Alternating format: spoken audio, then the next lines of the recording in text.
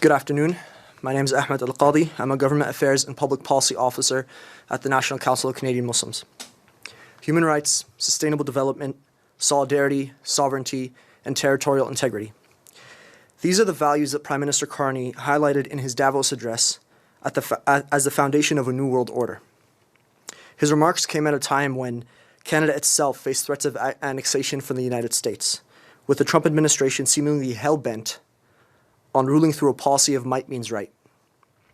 If the Trump administration was ready to dam decades of allyship with Canada, Canadians were ready to rise to the challenge, and we did.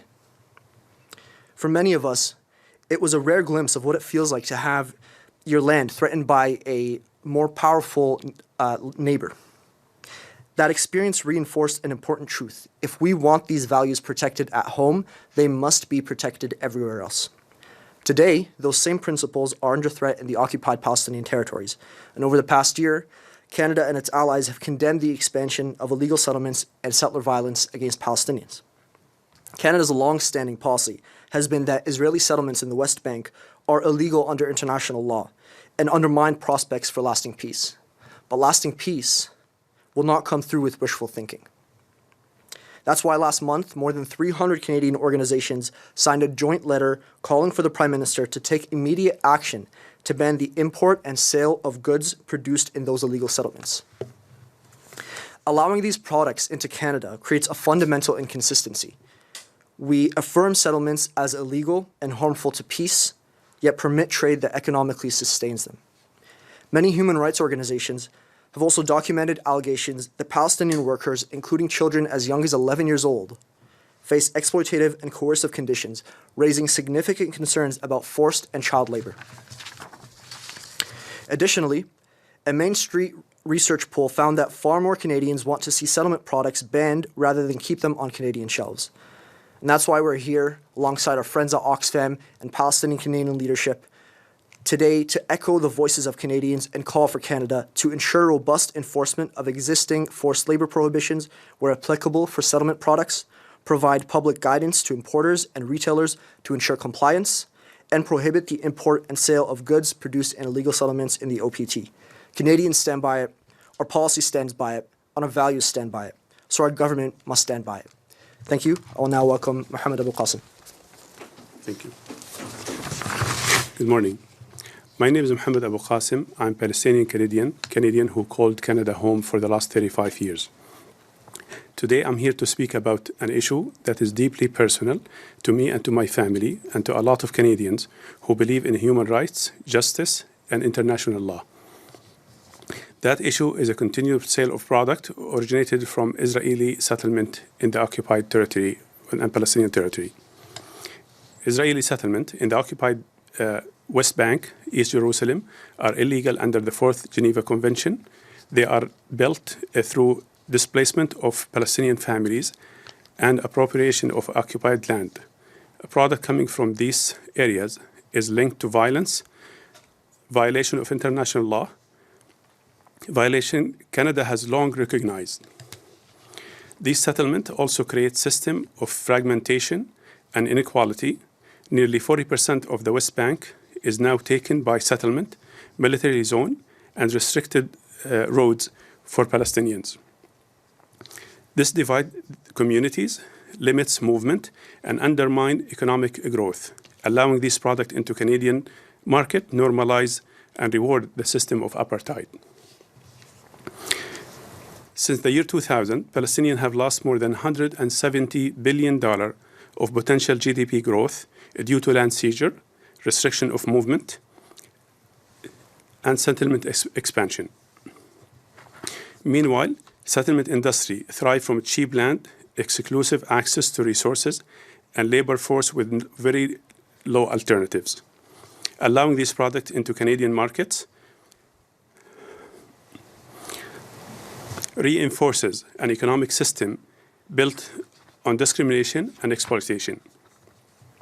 Canada has taken a stance against settler violence by sanctioning extremist settlers, but it remains inconsistent in condemning this violence by allowing products from these same settlements to be sold here in Canada. The contradiction undermined our credibility and our commitment to human rights and international law. No product made under this condition can be considered ethical. Selling settlement product is not a neutral act, it is a moral choice. To allow these goods into Canadian market is to accept displacement of Palestinian families. It undermines international law. It also enables apartheid and injustice against Palestinian people. Today, I call on our government, on our institution, and on our community to refuse complicity in human rights abuse, to demand transparent labeling product origins, to prohibit settlement-made goods from benefiting from Canadian free trade agreements. This is not a policy question. This is a question of who we are. Thank you. Alex.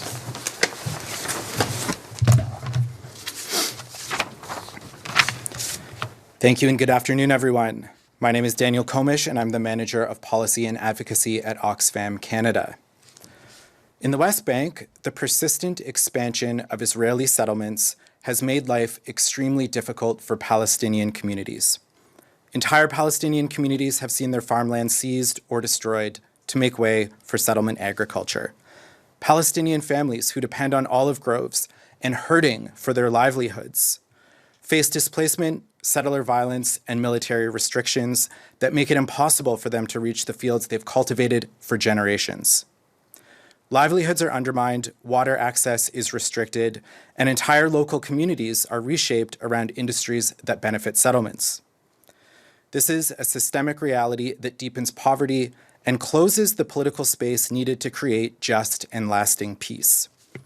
Today, we want to speak to how Canada's policies must change so that our economic ties do not continue to reinforce these harms, and to ensure that we are acting within our duties under international law.